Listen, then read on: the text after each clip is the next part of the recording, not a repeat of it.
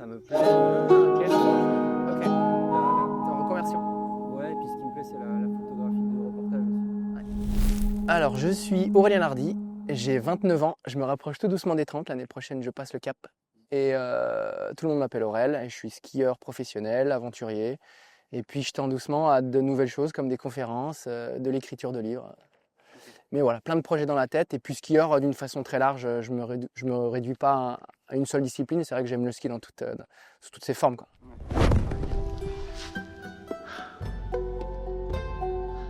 Mal aux jambes. Si tu devais te présenter sans parler de ton métier, Ouais. sans parler de tes projets, de ce que tu fais. Et je dirais que je suis un éternel curieux et je laisse un éternel enfant. Voilà, avec cette volonté de toujours aller chercher un petit peu mes limites dans n'importe quel domaine.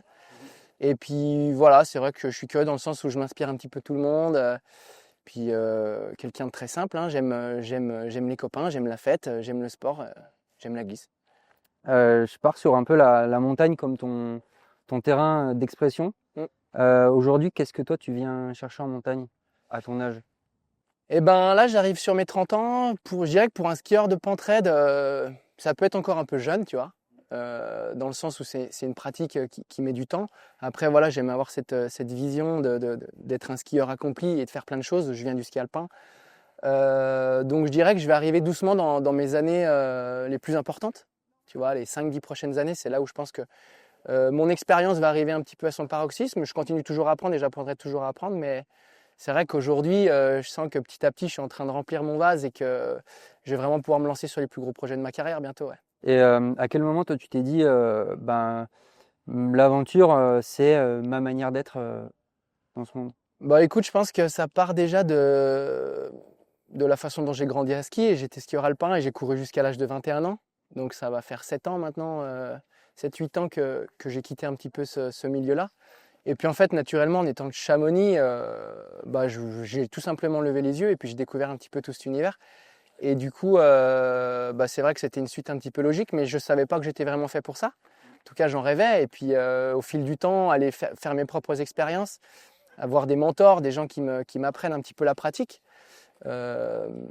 Mais d'une vision très large, tu vois, je m'inspire d'un Jérémy Hed, je m'inspire d'un Vivian Brucher. Et puis voilà, moi aujourd'hui, j'ai envie d'être Aurélien Hardy, tu vois, et d'inspirer, entre guillemets, des jeunes aujourd'hui, tu vois, si c'est jouable ou pas, peu m'importe. Mais c'est vrai que moi, je trouve vraiment mon plaisir là-dedans, dans cette idée d'être un petit peu un skieur un petit peu polyvalent. Et en fait, au travers de cette pratique et du ski, ça m'a ouvert plein de portes. Je suis aussi bien parti en Patagonie, ouvrir des itinéraires relativement complexes. Et puis d'un autre côté, on part à 4 traverser l'Alaska en autonomie pendant 50 jours. Donc vraiment, une fois de plus, la curiosité a toute sa place. Et dès que je vois une nouvelle opportunité, j'enfonce la porte, quoi. Justement, en parlant de la pentraide, qu'est-ce qui toi t'a amené à ça? Pourquoi aller chercher cette pratique qui est assez, pas excentrique, mais qui est assez niche et qui peut faire peur de prime abord? Écoute, avec mes yeux de gamin, quand j'étais plus jeune et que je faisais encore de l'alpin, c'est vrai que déjà tout de suite, il y avait un petit peu cette notion mystérieuse et cet aspect quand même vraiment extrême de la pratique, où tu vois pousser le curseur quand même assez loin, avec des lignes de fuite, du vide, des accidents, enfin un truc un peu mystique, tu vois. Et puis naturellement, si tu veux, je pense que c'est un truc, c'est un parallèle qui s'est très bien fait avec le ski alpin que je faisais avant, où tu as besoin d'avoir une technique entre guillemets réprochable et efficace.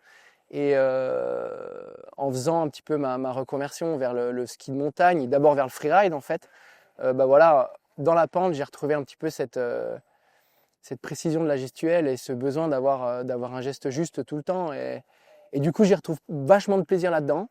Et voilà, c'est juste essayer encore une fois de plus, c'était l'idée d'essayer d'autres pratiques liées à cet instrument de glisse. Et en fait, je suis tombé complètement red dingue de la pratique, dans le sens où tu repousses tes limites.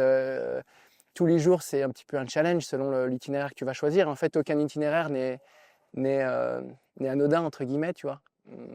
Mais voilà, c'est vrai que j'aime bien cette idée de la prise de risque, j'aime bien cette idée de devoir prendre les bonnes décisions sous peine que ça puisse être fatal. Et en fait, ça, c'est un petit peu la vision que tu as de loin. Mais en fait, finalement, quand tu la pratiques au quotidien, c'est hyper safe, tout est très mesuré. Et en fait, c'est une pratique qui est hyper régulière et au quotidien toute l'année, quoi, presque. Ouais. Avec l'expérience, tu as appris à construire une maîtrise qui te permette d'être en sécurité.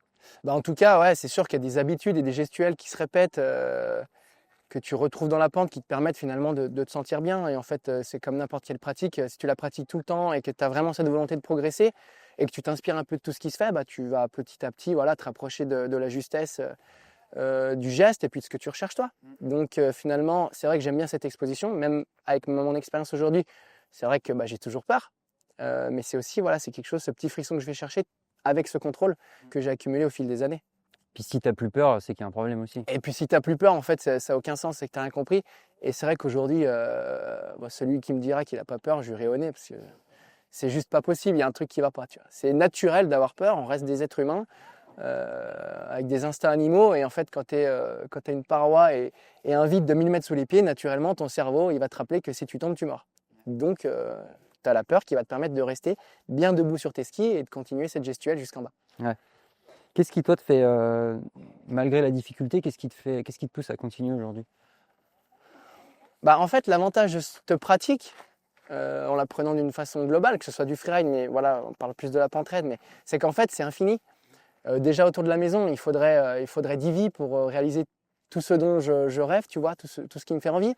Et puis après, bah, bien sûr, aujourd'hui, tu vois, j'ai eu l'opportunité et la chance de pouvoir exporter ma pratique et ma vision et ce plaisir du ski de pentraide dans d'autres massifs un peu plus loin. Et ben en fait, voilà, c'est juste cette quête infinie de la ligne esthétique, du geste et du partage avec les copains où tu vas sortir de ta zone de confort, tu te fais vraiment botter l'arrêt et tu vis des expériences hyper puissantes. Là, du coup, on va plus aller sur le côté expédition. Tu disais que tu avais des envies d'explorer aussi plus loin. Ouais. Qu'est-ce qui t'a poussé à aller dans des lieux reculés, loin de tout? Je pense à l'Alaska, au Kyrgyzstan. Ouais, Kyrgyzstan, ouais. Kyrgyzstan. Ouais. Qu'est-ce qui t'a, au-delà du projet dans lequel tu étais inclus, qu'est-ce qui, toi, t'as dit, tu t'es dit, bah ok, j'ai vraiment envie d'aller aussi loin que ça? Bah, en fait, je pense que la pratique, elle est la même que tu sois à la maison ou à l'étranger. Par contre, c'est vrai qu'il y a un gros plus qui vient s'ajouter à la pratique elle-même, c'est l'engagement et le fait de plus être dans un environnement que tu connais. Et ça, je pense que ça ne convient pas à tout le monde.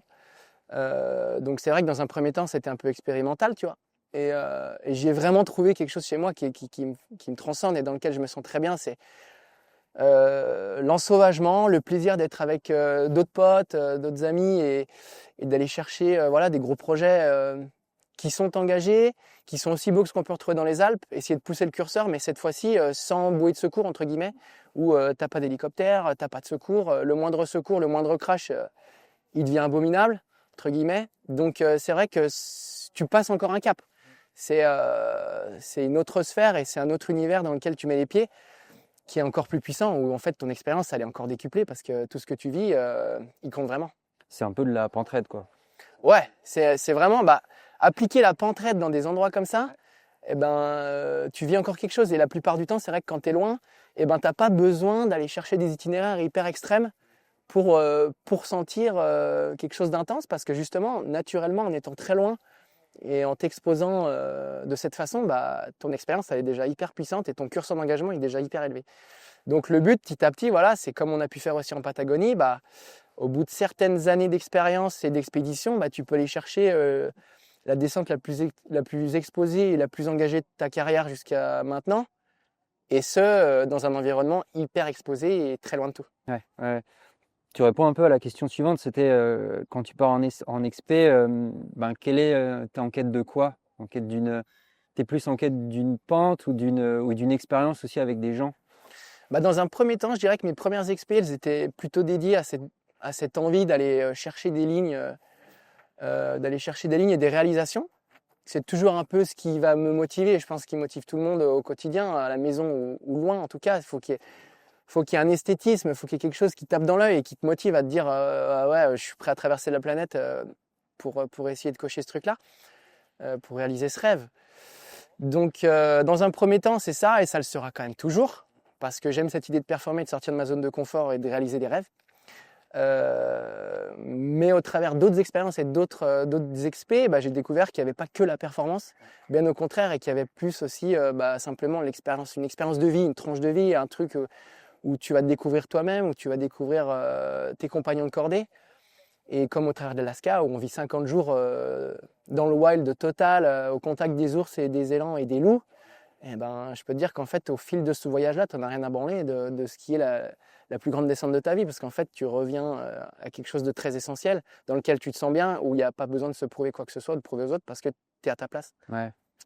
Il y a ce truc sur le papier où tu te dis ouais, j'ai envie de faire cette descente-là et tout, puis il y a la réalité de déjà y être et puis de vivre le truc où tu relativises un peu tout tes objectifs. Ouais, je pense qu'en fait, tout le monde, quand tu te construis, tu as besoin de te prouver à toi-même, tu as besoin de prouver aux autres, tu as besoin d'exister et de trouver qui tu es. Et aujourd'hui, voilà, je sais que cette quête de performance, je l'ai toujours et je l'aurai toujours parce que je suis passionné du sport. Mais les expériences les plus fortes que j'ai vécues n'étaient pas au travers de la performance ultime elle-même. Elle était plutôt au travers du voyage et du partage avec mes compagnons de cordée. Tu partages des moments, mais tu dis aussi quand vous êtes en Alaska, vous êtes les 4, Ouais. mais que chacun, vous êtes ensemble, vous veillez l'un sur l'autre, mais que vous êtes chacun dans votre tête. Vous êtes vous êtes tout seul ensemble. Ouais.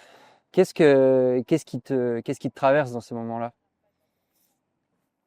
En fait, c'est des phases, c'est plein de phases, et tu te rends compte que seul, tu peux pas le vivre. En tout cas, tu peux pas le faire et pas le vivre de la même façon. Parce que pour moi, le solo, c'est bien pour découvrir des choses en soi, mais vivre des expériences puissantes sans pouvoir le partager, ça n'a pas de valeur. Donc, si j'ai pas quelqu'un à prendre dans les bras ou avec qui regarder le coucher de soleil, le lever de soleil et à qui partager le sommet, ça a moins de saveur, tu vois. Donc, déjà, c'est vivre un peu au travers des autres, se partager les uns les autres un petit peu toute l'énergie et l'amour et l'émotion et tout ce qu'on peut ressentir en tant qu'humain, tu vois. Et puis à côté de ça, c'est vrai que tu as des grands moments de solitude où tu es bien à discuter avec toi-même, tu vois. Donc en fait, c'est un beau contraste d'échange et de remise en question et de faire des petits points sur sa life. Enfin, c'est génial, tu vois. Où il y a des choses, tu as des révélations où tu dis, en fait, voilà, demain je veux faire ça et plus me diriger vers ça. Ou inversement, te dire, non, je suis sur la bonne voie et en fait, j'ai envie d'ouvrir encore plus mon champ de vision et puis aller découvrir encore plein d'autres choses. Ouais. Donc en fait, c'est un doux contraste d'apprentissage sur soi, sur les autres, sur ta pratique, sur le futur, sur la planète, sur ce que tu peux voir. Et... Ouais. Tu sens, toi, que tu as besoin de ces expéditions-là pour penser à ça? Non, j'arrive à le faire à la maison maintenant, tu vois. Mais ces voyages, ils m'ont permis de m'ouvrir à tout ça. Ouais. Et ouais, c'est dément, parce qu'en fait, tous les jours, je me pose des questions et tous les jours, je trouve pas forcément des réponses, mais c'est vrai que j'aime bien, J'arrive aujourd'hui à avoir ces réflexions et ces échanges ici. Mais j'ai eu besoin de ces expériences pour aller deep, tu vois, dans l'expérience et dans l'engagement et dans l'aventure pour pouvoir me poser toutes ces questions-là. En parlant d'expédition et de voyage, là, tu étais à l'Aconcagua. Ouais. Pourquoi cet endroit-là? Qu'est-ce qui t'a attiré avec cette montagne? Alors, l'Aconcagua, ça fait partie des Seven Summits. C'est pas un secret aujourd'hui, c'est qu'il reste un versant sur cette montagne qui n'a jamais été skié. D'une technicité, d'un engagement absolu, tu vois. Et du coup, l'idée, c'était de monter une jolie équipe pour essayer d'aller voir ce versant.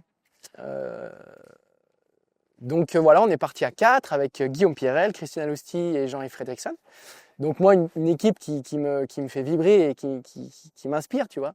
Et puis bon, c'est marrant parce que toutes les expés que je fais, je pars toujours avec des gens plus âgés que moi. Là, on a 10 ans d'écart. Je suis toujours le cadet de ces aventures et du coup, j'adore parce que j'apprends à fond et en fait, je fais l'éponge, tu vois. Ouais. Donc, grande expérience que de pouvoir partir avec eux. Et puis bon, malheureusement, c'est une montagne qui est hyper complexe parce que justement, elle est balayée par les vents, par les mauvaises météos. Il y a très peu de neige. Donc, c'était une année vraiment pourrave. Mais ça nous a permis de voir la face, ça nous a permis de voir un petit peu que logistiquement, peut-être, il y avait des choses à améliorer. Et en tout cas, on a été très impressionnés par le projet qu'il y a là-bas. Ouais. Ça, c'est hors des questions. Pourquoi monter avec les chaussures de ski? Genre, je trouve que l'image de monter avec les pompes de ski, c'est assez... ça sort du commun. Parce que, mon gars, en fait, on était ce jour-là sur le push du sommet et que tu essaies d'aller au plus léger, parce qu'il faut monter à 7000 et... Et qu'en fait, tu es dans un environnement qui est hyper particulier, moi, dans lequel j'avais jamais mis les pieds. C'est vrai que c'est désertique et au milieu de ça, tu as un sommet de 7000. Bah ouais, on s'est posé la même question. Hein. Qu'est-ce qu'on branle avec des chaussures de ski et des crampons? Et encore, sur la photo, je sais pas si tu fais gaffe, mais on voit que j'ai des crampons aux pieds. Oui. Je fais, mais il est con, quoi. Ouais. Ah ouais, Tu les as fracassés, les pompes. ouais, je les ai laissés en Argentin, là. Ouais. Tu te souviens d'un moment là-bas qui résume toute cette expédition? Bon, les approches, hein. Ouais. Un moment en particulier, je pense que le moment où on met le sac sur le dos pour attaquer à marcher, pour aller dans le parc de la Concagua, là on se regarde tous dans les yeux et on se dit putain ça y est, on y est. Là on y est et on va la vivre l'expérience. Les sacs ils sont super lourds, on est hors saison donc on n'a pas de porteur, on part avec 11 jours d'autonomie. Enfin tu vois, c'est vraiment le genre d'expérience qu'on adore vivre, que personnellement je recherche. Pas d'assistance, c'est pur, tu es tout seul sur la montagne. Voilà, je suis à ma place et c'est juste géant. Et là, on en chie comme des enculés parce que on sait qu'on n'est pas arrivé, quoi. Content d'en chier. Ouais, j'adore. Ouais. Alors sur le coup, c'est l'enfer, comme n'importe qui. En fait, la souffrance, à l'instant T, il n'y a pas de plaisir. Mais par contre, avec du recul, quand tu es au camp de base le soir et que tu as marché pendant 8 heures et que tu en as bavé, mais que tu es allé au bout du projet et que tu es allé au bout de toi-même, bah, tu es super fier de toi, tu es fier de ta collectivité, de ton groupe. Ouais. Et en fait, tu avances. Et petit à petit, au fur et à mesure de ces souffrances et au fil des souffrances et des jours qui passent, tu t'approches doucement de ton goal, quoi. Ouais, c'est motivant de sentir qu'on avance.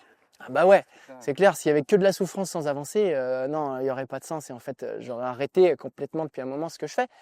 Mais c'est vrai que j'arrive à y trouver du plaisir. Et même des fois, dans la souffrance à l'instant T, eh ben, tu arrives à y trouver du plaisir. Ouais. Vraiment. Vraiment. Et en fait, bah oui.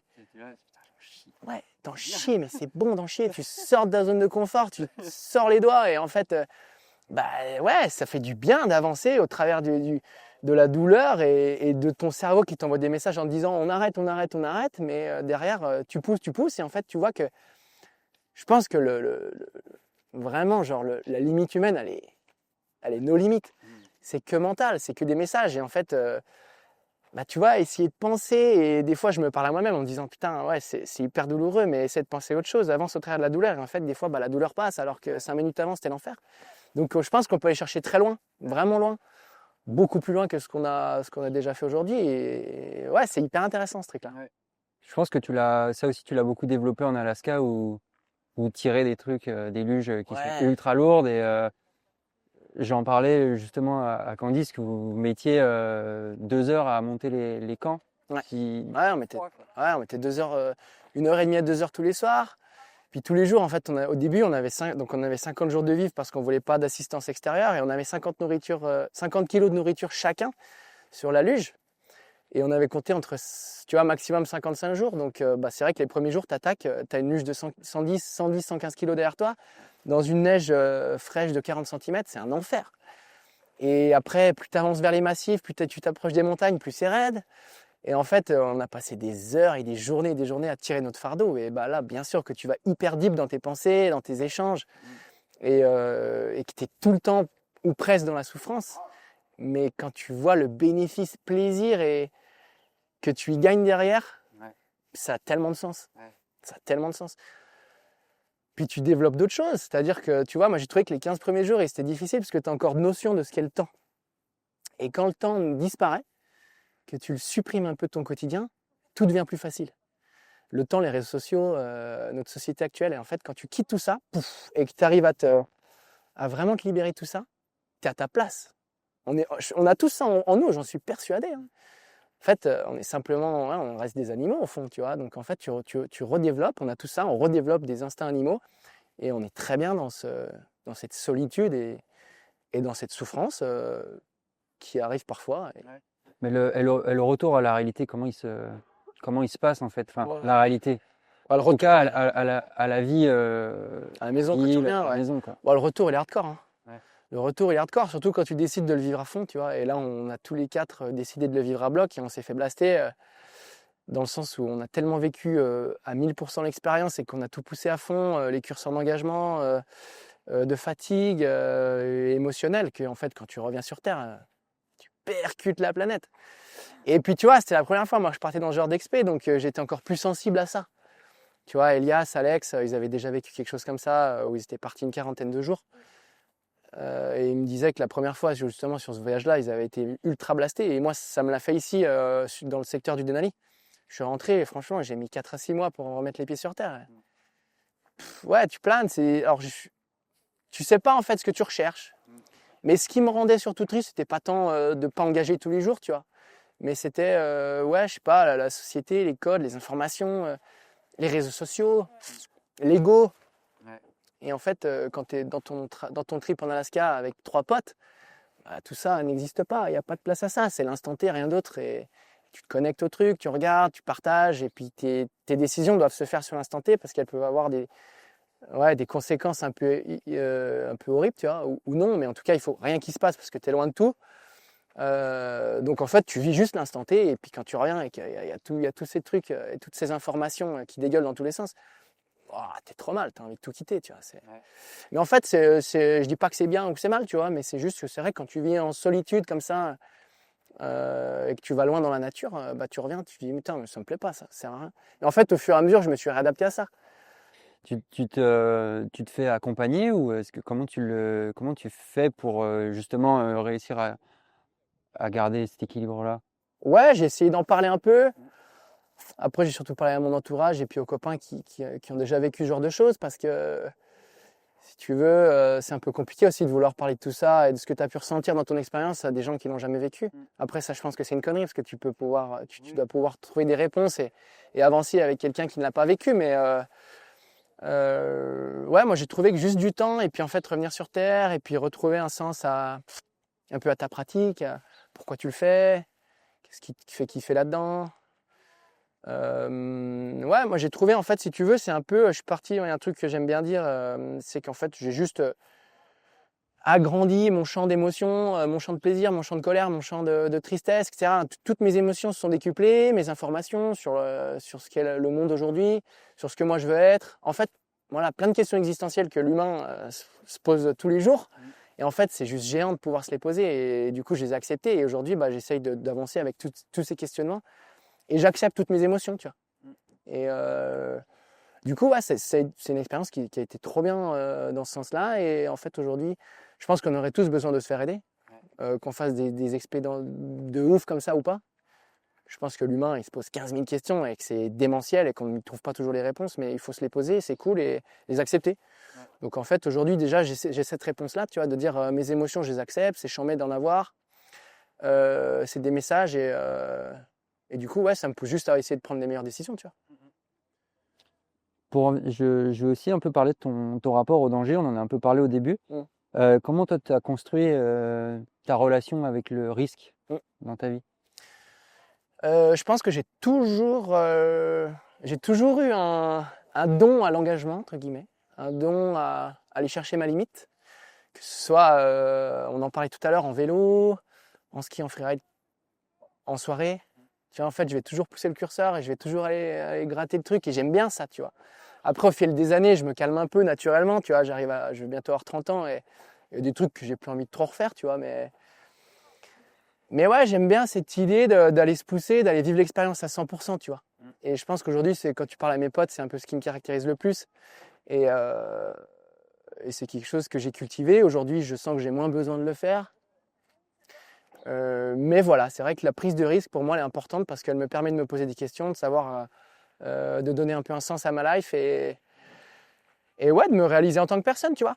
Parce que si je prenais pas de risque, je serais triste, je m'emmerderais et je saurais pas vraiment ce que je fous là. Et que là, aujourd'hui, bah voilà, j'ai plein de rêves qui me font peur.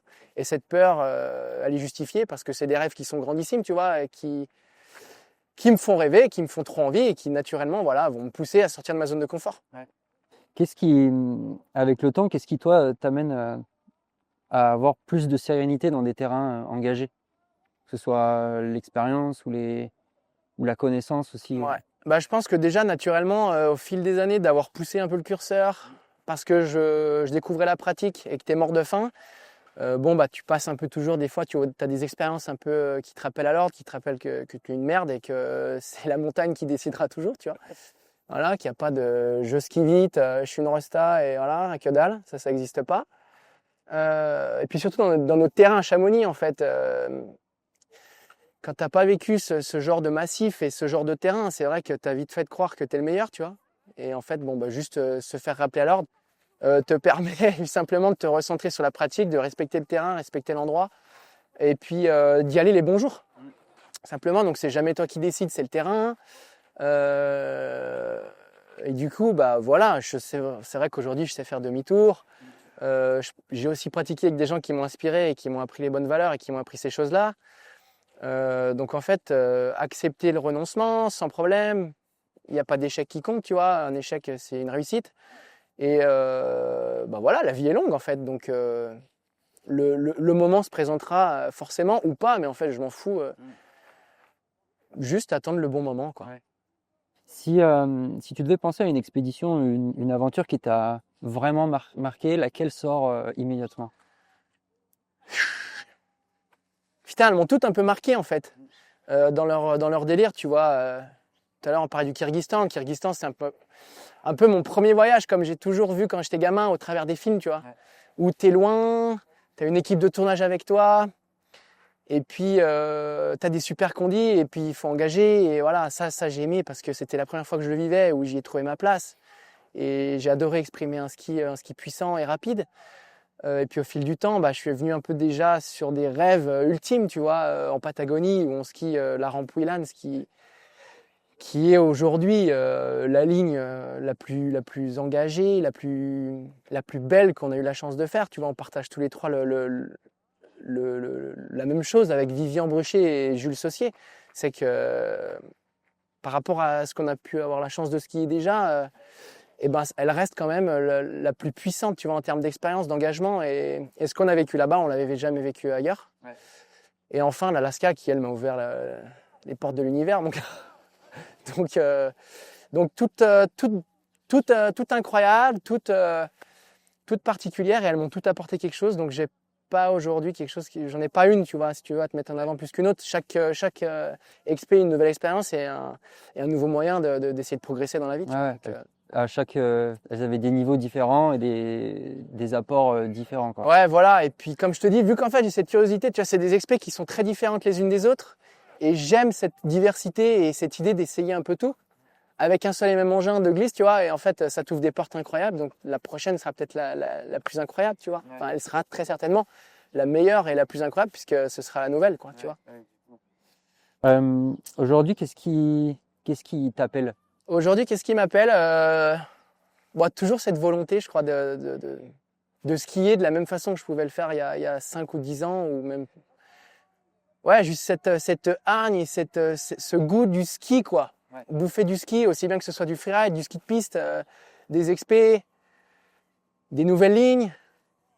Ouais, vivre des expériences. J'ai juste envie de passer des années incroyables et de vivre pleinement ma vie, tu vois. Et en fait, on a une chance incroyable dans nos massifs et en fait, dans l'endroit dans lequel on vit, bah, ça t'ouvre des portes de fou. Aussi bien à la maison, tu peux vivre des expériences de ouf et puis en fait, ça nous pousse derrière à aller pousser le curseur un peu plus loin. Donc, juste simplement continuer à rêver et continuer si j'ai l'opportunité de réaliser des rêves, tu vois. Donc, je sens que si tu veux, en fait, j'ai 29 ans. J'arrive sur la trentaine et j'ai des années, je suis sûr, juste incroyables qui m'attendent derrière, tu vois. Surtout quand je vois mes mentors, les gens avec qui je pratique et de qui j'ai appris ma pratique, ils ont 10 ans de plus que moi. Et ils sont encore aujourd'hui au top de leur carrière. Donc en fait, c'est hyper motivant et je me dis que les plus belles années arrivent et que je vais me laisser rêver, mais comme jamais, quoi. Bah, quand tu te vois, quand tu repenses quand tu avais 19 ans, l'âge que tu as aujourd'hui, je pense qu'il y a tout le chemin qui a été parcouru. Quand tu penses à 39 ans, admettons, c'est clair. Ouais, c'est un truc de fou. En 10 ans, c'est clair que tu vois, je n'ai jamais eu la volonté de faire ce que je fais aujourd'hui, je veux dire d'en faire mon métier. C'est juste une passion du ski et cette chance et cette opportunité de vivre là où on vit. Et ça nous ouvre des portes et on a des remontées mécaniques qui nous amènent à 4000 dans les descentes les plus techniques de la planète ou presque. Et ben en fait, d'avoir la chance d'avoir ça au quotidien, ben, naturellement, ça t'amène vers des grands rêves. Donc, ouais, juste continuer à profiter de ce qui s'offre jour après jour et de pousser toutes les portes. Ouais. Voilà.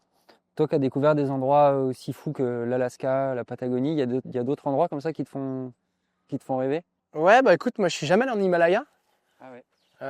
Après, pour l'instant, c'est pas un truc qui me motive parce que En fait, la Concagua, c'était un peu la première fois que j'allais aussi haut et je suis pas allé au sommet parce qu'il n'y avait pas de snow. Mais voilà, la haute altitude, j'ai l'impression que plus tu montes ton curseur d'altitude, plus tu descends ton curseur technique.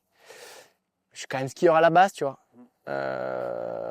Et voilà, moi j'ai besoin de ce plaisir de ski, donc j'essaie de trouver le juste équilibre, mais peut-être que voilà, j'ai encore le temps devant moi et peut-être que dans le futur j'irai chercher des hautes altitudes, tu vois. Je suis jamais allé plus haut que 6002 au Denali. C'était déjà dur. C'est la plus haute montagne. C'est la plus haute montagne d'Amérique du Nord, c'est la plus haute montagne en termes de dénivellation. En fait, moi juste, tu vois, je suis un skieur, quoi qu'il en soit, et je resterai un skieur. Et en fait, tant que j'ai une belle ligne bien esthétique qui me tape à l'œil, dans laquelle je m'imagine glisser plus ou moins rapidement, bah ça primera toujours sur le reste. Ouais. Donc la beauté de l'itinéraire en premier lieu, le partage en second, et puis un petit vomi en altitude en troisième, tu vois, peut-être dans le futur. Mais ouais, tu as ce truc-là où tu vas chercher quand même quelque chose de beau. Ouais, je vais chercher l'esthétisme, ouais. C'est tout ce qui compte. Enfin, c'est ce qui compte le plus, c'est l'esthétisme. Et puis derrière, voilà, le plaisir de la glisse. Ouais. Et aujourd'hui, tu vois, j'adore, genre, je découvre le snowboard. Ouais. Quand il y a de la poudre, je fais plus que du snowboard. C'est ultime. Et après, je regrette, je me dis, putain, j'aurais trop aimé faire du snowboard quand j'étais gamin et faire que ça.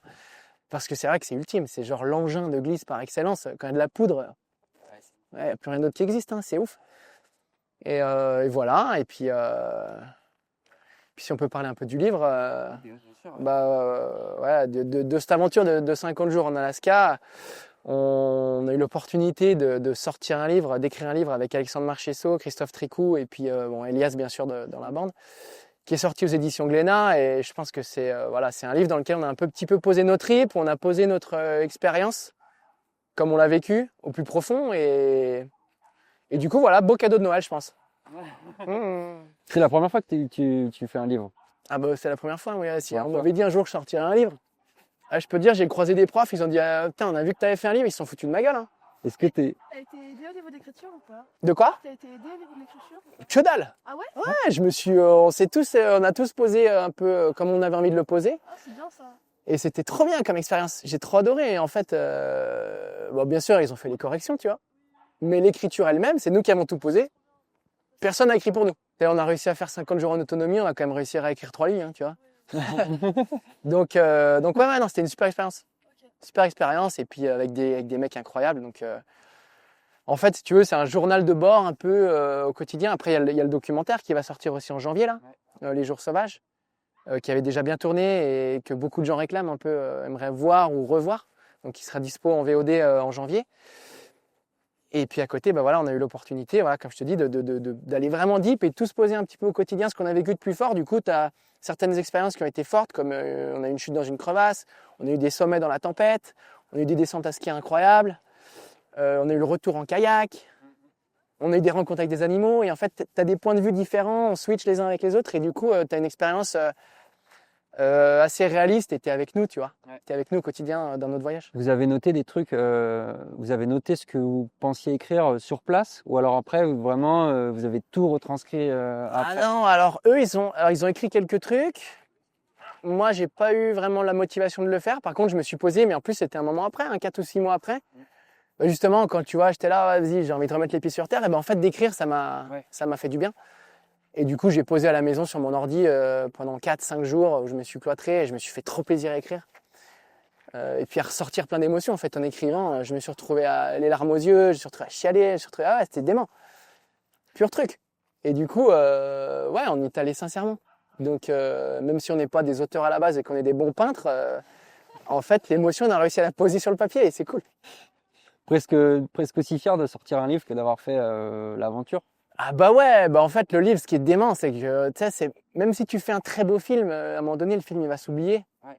Sauf si tu as fait Les Bronzés fonds du ski qui est ultime, tu vois. Ouais. Mais le livre il est éternel, il est là, et il sera toujours là, et il est physique, et il est présent sur ta bibliothèque. Et je me dis qu'un jour si j'ai des gamins ou des petits gamins, des petits enfants, ou j'en sais rien, jusqu'où je vais dans ma pensée, mais en fait le livre sera toujours là. Tu vois, le livre sera toujours là et du coup, c'est bien dément, c'est extraordinaire. C'est un truc que j'aurais jamais pensé, tu vois. Donc, les opportunités les petites surprises de la life, quoi. C'est trop bien. Mais tu as jamais pensé parce que tu te sentais pas légitime de ça? Ouais, alors moi, j'ai un rapport à la légitimité qui est quand même importante, hein, surtout. En fait, toutes mes expés, je les ai vécues avec des gens qui ont des éthiques de la montagne irréprochables et où le moindre oxygène, le moindre soutien extérieur, etc., bah, dévalorise totalement ta performance en montagne. Donc en fait, bah, voilà, j'ai une éthique de je peux pas ouvrir ma gueule si je maîtrise pas le sujet, tu vois. Donc effectivement, ouais, ça prend du temps, tout prend du temps chez moi et malgré tout, tu vois, je pousse les portes et je vis plein de choses et j'ai quand même eu ces dernières années qui ont été très prolifiques en termes de voyage et d'expérience et de réalisation. Mais voilà, je te dis, je vais arriver à 30 ans l'année prochaine et je pense que je vais commencer à me sentir légitime, tranquille dans mes basques et à vouloir voilà, voler de mes propres ailes à bloc, quoi. Ouais. Tu vas penser la prochaine expé peut-être en écrivant pour un livre. Ouais, voilà, exactement. Puis en fait, au fur et à mesure, tu vis des trucs, tu présentes des films, tu écris des livres, et puis petit à petit, bah, tout ça t'amène à faire les choses mieux et à essayer juste de proposer des beaux voyages pour les gens, aussi bien à l'écran que au travers d'un livre, pour se faire plaisir pendant quelques minutes et s'évader du quotidien, tu vois. Sans te rendre compte, peut-être que tu prépares les 10 prochaines années Ouais, à voilà. écrire des livres. Ouais, exactement. Exactement. Je suis ouvert à tout, quoi. Ouvert au plaisir. Ouais, non, c'est cool, c'est trop bien. Je me pose pas de questions, je laisse glisser. Ouais, c'est mon mindset, quoi. Et puis c'est comme ça que je vois la vie et Mm. c'est dément, quoi. C'est des-